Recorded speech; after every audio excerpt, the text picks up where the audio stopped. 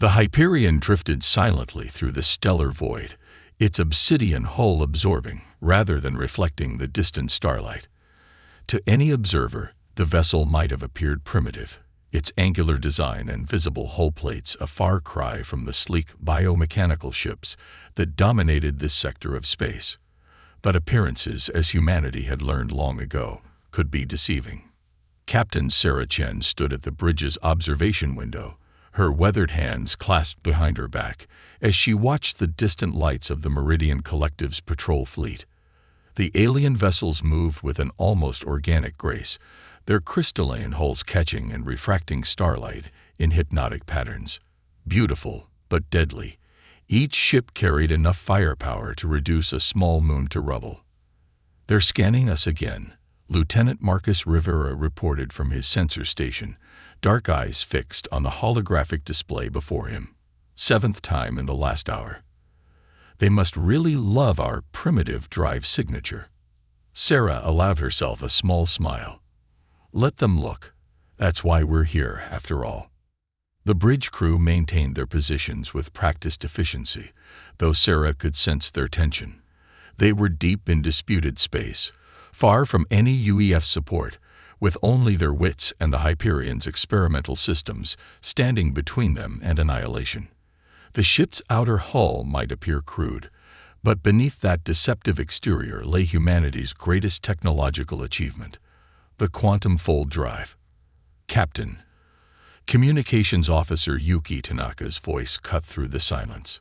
"We're being hailed. It's the Meridian flagship." "Main screen," Sarah ordered, straightening her uniform jacket. The holographic display materialized before her, revealing the towering form of Archon Vextil. The Meridian leader's crystalline features caught the light of their bridge, creating rainbow refractions across their translucent skin. "Unidentified human vessel," Vextil's voice resonated with artificial translation harmonics. "You have entered protected space. Your presence here violates the Treaty of Proxima.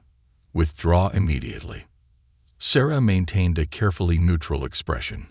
"Archon Vextil, I am Captain Sarah Chen of the UEF Hyperion. Our charts indicate this is neutral territory under the Galactic Concordat. We are conducting authorized research operations." The Archon's crystalline features shifted in what Sarah recognized as their species' equivalent of disdain. "Research? With that primitive vessel? Your kind barely understands the principles of fold space travel. Do not insult our intelligence with such obvious deceptions. I assure you, Archon, our presence here is purely scientific. However, if you insist on enforcing your claim to this sector, we will have no choice but to defend our right to operate here under international law." A sound like tinkling crystal emerged from the Archon, their version of laughter. "Defend? Your vessel is outnumbered 6-1, Captain. Your hull plating wouldn't withstand a single volley from our smallest ship. I suggest you withdraw while we still allow it." Sarah's expression remained unchanged, though she noticed Marcus tensing at his station. "Is that a threat, Archon?" "Merely an observation, Captain. We Meridians pride ourselves on efficiency. It would be wasteful to destroy your vessel over such a minor territorial dispute." The Archon's features rippled. "You have 1 standard hour to leave this sector. After that, we will remove you by force." The transmission cut off abruptly. Sarah turned to her crew, noting their concerned expressions. "Status report." "Their ships are maintaining formation," Marcus reported. "Energy signatures stable. They're not charging weapons yet. Quantum fold drive is nominal." Chief Engineer Dr. Amara Patel's voice came through the comm. "All systems are green. They haven't detected anything unusual about our power signature." Sarah nodded, moving to her command chair. "Good. Now we wait." "Captain," Lieutenant Rivera spoke up, "are we really going to let them push us out? The quantum fold drive is still untested in combat conditions.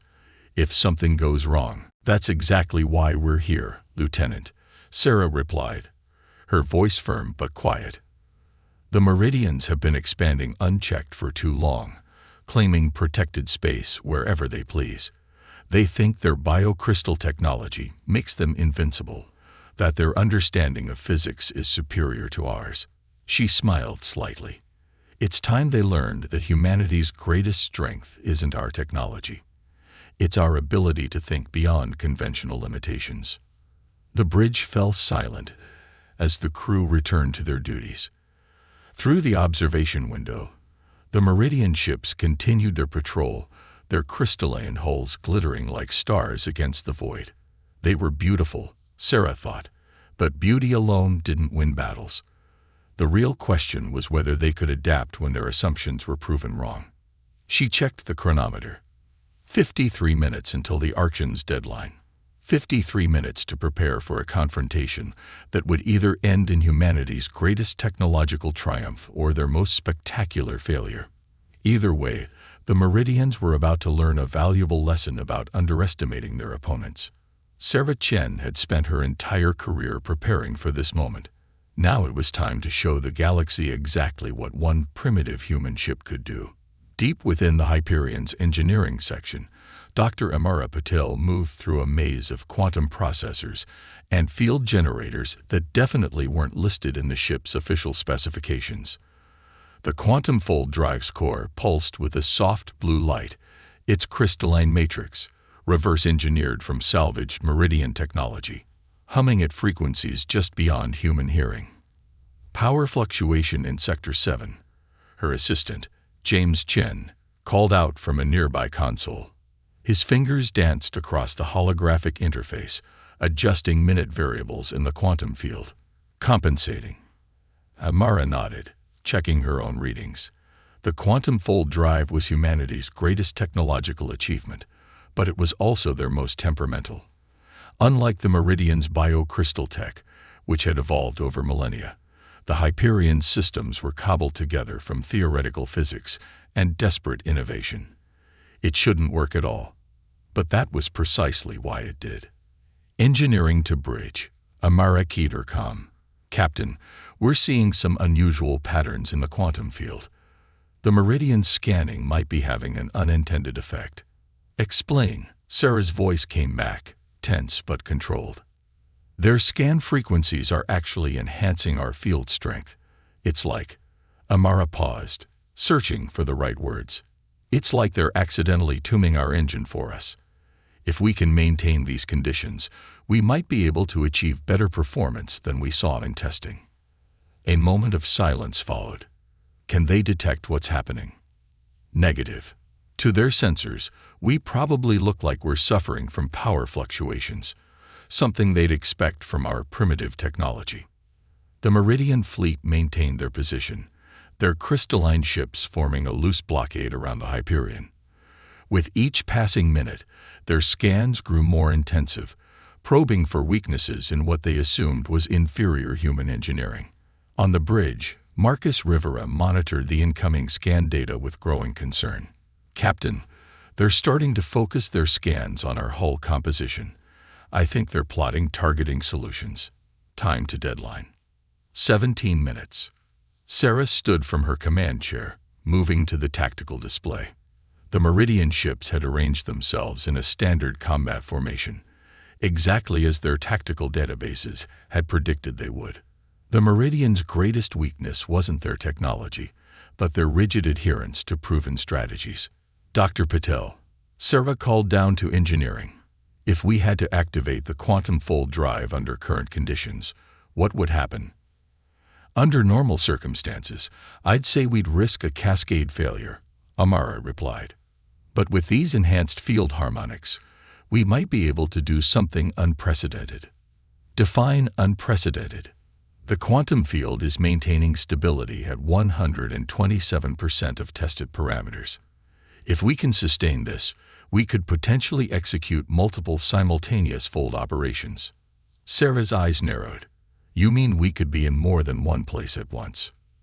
Theoretically, for a few seconds at least. But Captain, we've never attempted anything like this. The strain on the systems would be enormous. Noted. Sarah turned to her tactical officer. Lieutenant Zhang, bring all defensive systems to full readiness, but keep everything powered down until my mark. Aye, Captain. Though against their weapons, our conventional shields won't last long. Sarah smiled slightly. Who said anything about conventional shields? A new transmission cut through the bridge speakers. Human vessel, Arkshan Vextil's harmonic voice resonated with barely contained impatience. Your time grows short. We detect your power fluctuations. If your systems are malfunctioning, we will assist with your departure. Thank you for your concern, Arkan, Sarah replied smoothly. We're merely conducting final calibrations on our research equipment. I assure you, everything is functioning exactly as designed. The crystalline features of the Meridian leader rippled with what might have been amusement or annoyance. It was always hard to tell with their kind. Your stubborn persistence is noted, Captain. But surely even humans must recognize the futility of their position. You faced the most advanced fleet in this sector with a single outdated vessel. What do you hope to achieve? Sarah met the Archan's gaze steadily. Perhaps we're just eager to learn from our betters. Archan. After all, isn't that why you keep scanning us? To teach us something. The Archan's features fractured into sharp angles, a clear sign of anger. Your insolence exceeds your wisdom, human. Since you refuse our generous offer of withdrawal, you leave us no choice. We will demonstrate why the Meridian Collective is recognized as the supreme technological power in this region.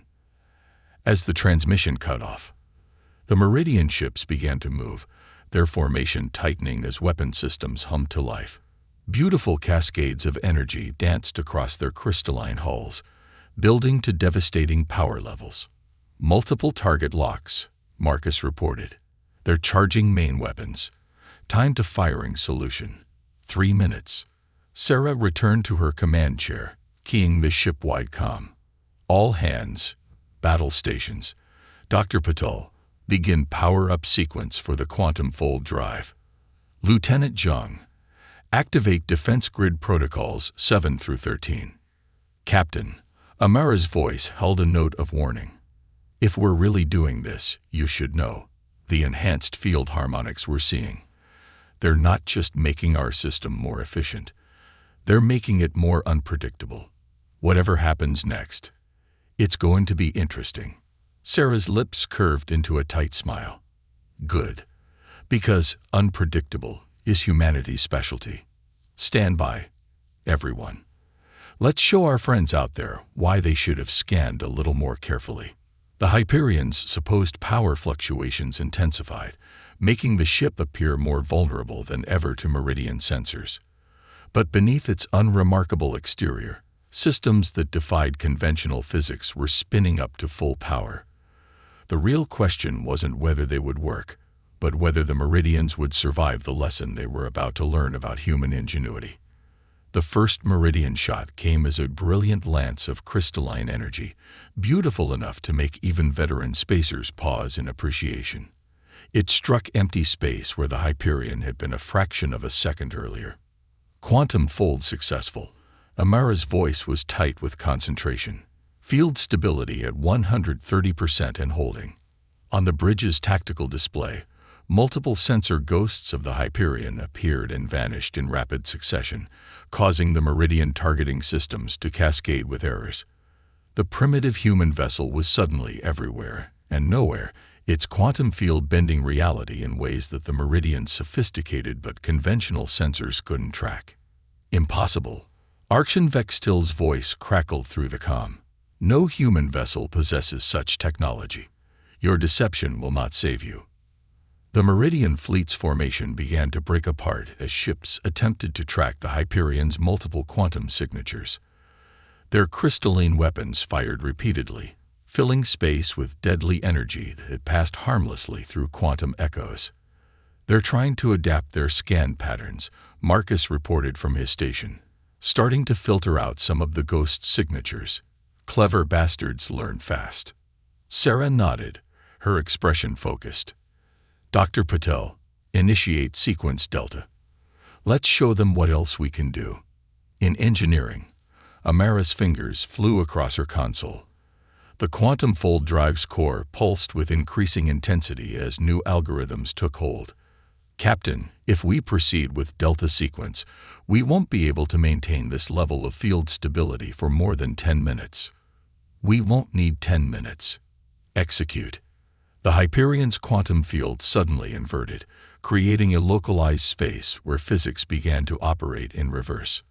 The next volley of Meridian weapons fire didn't just miss, it curved backward, forcing several of their ships to take evasive action to avoid their own energy beams. By the first light, the Archon's harmonics had shifted to a higher frequency, betraying their shock. What manner of abomination have you created? Abomination. Sarah's voice was calm as she watched the tactical display. I thought you'd appreciate our creative approach to quantum mechanics, Archon. We learned from the best, after all. The Meridian fleet's formation had completely dissolved now, their ships moving individually as each captain tried to find a solution to the impossible target before them. Their traditional combat algorithms, perfected over millennia, proved worse than useless against an enemy that could exist in multiple quantum states simultaneously. Multiple power spikes, Marcus called out. They're charging their resonance cannons. If those hit us while we're between fold states, they won't hit us, Sarah said firmly. Dr. Patel, prepare for sequence Epsilon. Lieutenant Zhang, target their flagship's propulsion crystals. Time to demonstrate the other thing we learned from studying Meridian technology. The Hyperion's hull began to vibrate at frequencies matching the Meridian's crystalline technology. As the resonance cannons fired, their energy was absorbed and redirected, causing feedback loops in the attacking ship's systems. Two of the smaller Meridian vessels suddenly went dark, their biocrystal matrices overloaded by their own weapons. Direct hit on flagship's propulsion, Zhang reported. Their crystal matrix is destabilizing. On the main screen, the Meridian flagship's graceful form began to lose coherence, its crystalline structure struggling to maintain integrity. Other ships moved to support it, but the Hyperion's quantum field was creating increasingly chaotic conditions in the local space-time continuum. Captain, Amara's voice held a note of urgency. Field stability dropping below 100%. Whatever you're planning for the final, I suggest you do it soon. Sarah leaned forward in her command chair. Archon Vextil, your fleet is in disarray. Your flagship is crippled. Withdraw now, and we can avoid further destruction. The Archon's response came through broken and distorted. You dare offer us mercy. We are the Meridian Collective. We do not surrender to primitives.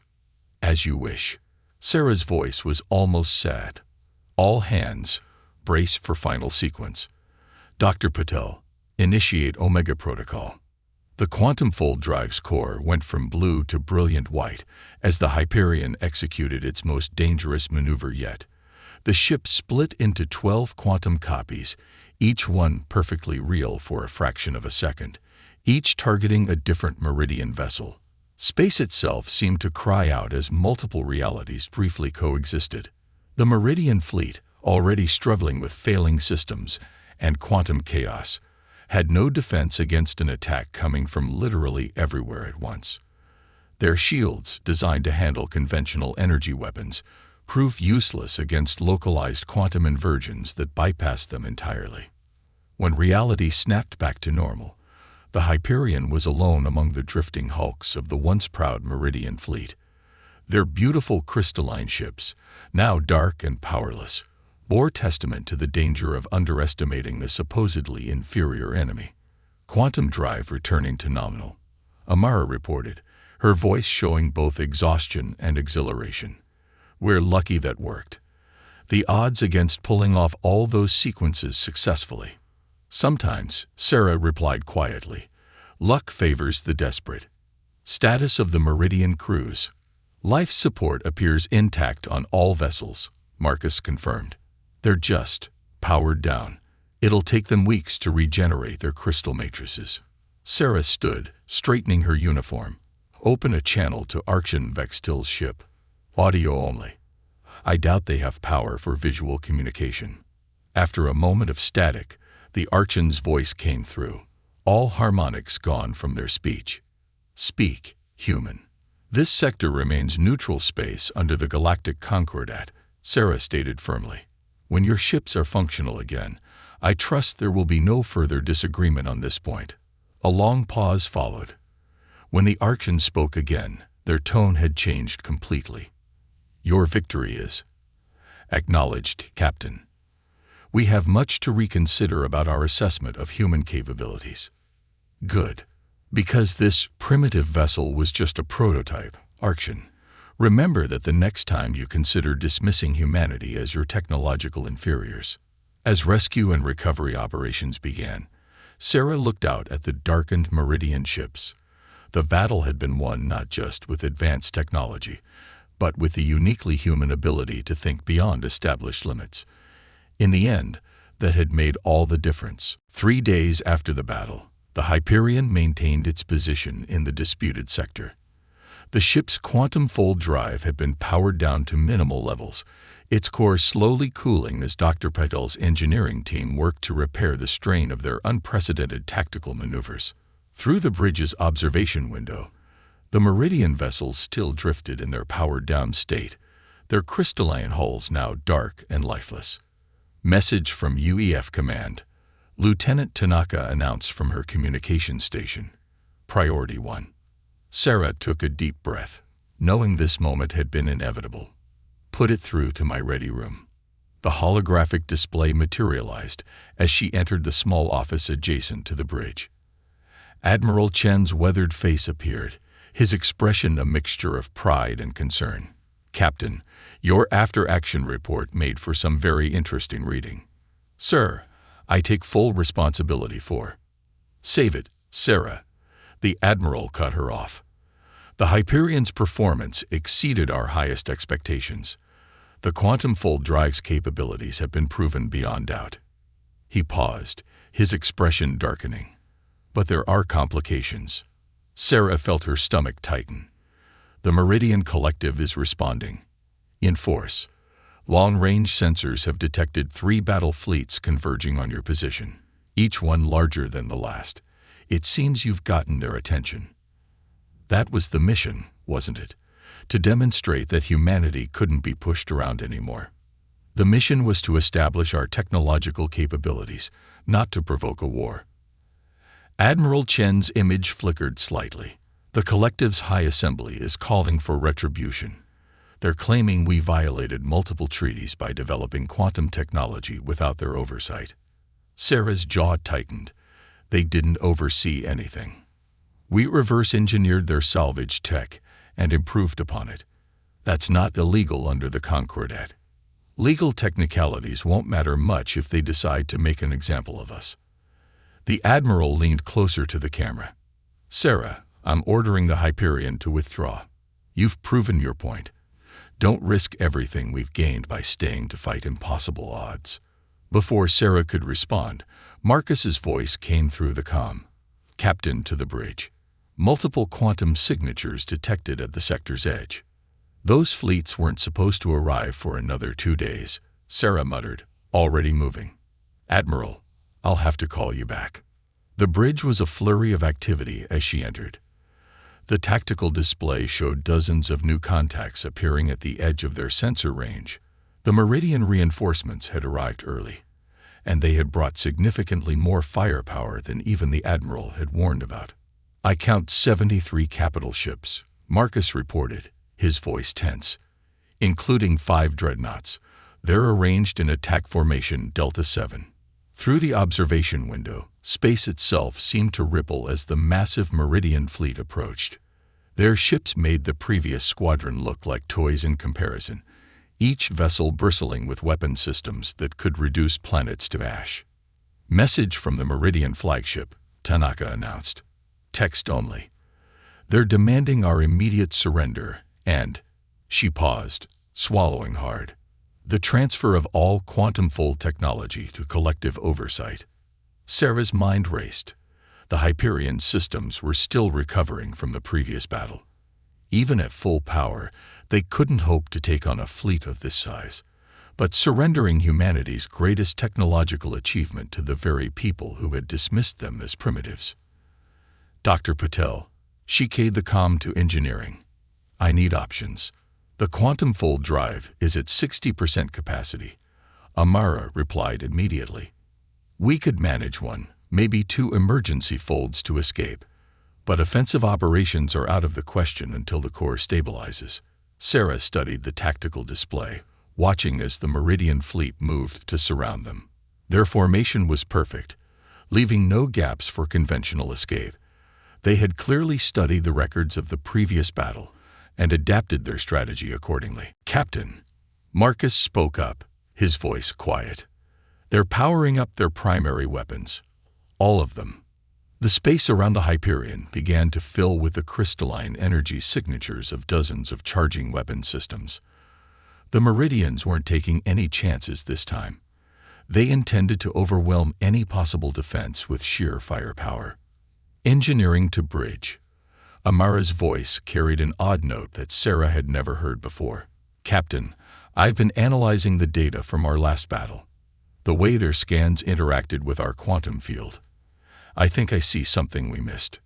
Explain quickly, Doctor. We're running out of time. Their entire fleet is networked through quantum crystalline matrices. It's how they coordinate such precise formations. But if we inverted our field harmonics and broadcast them through their command network. Sarah's eyes widened as she understood. We could create a cascade effect through their entire fleet. Maybe, Amara cautioned. But the power requirements would be enormous. We'd have to divert everything. Life support, artificial gravity, emergency systems, into one massive pulse. And if it doesn't work, then we'll be dead in space as they fire their first volley.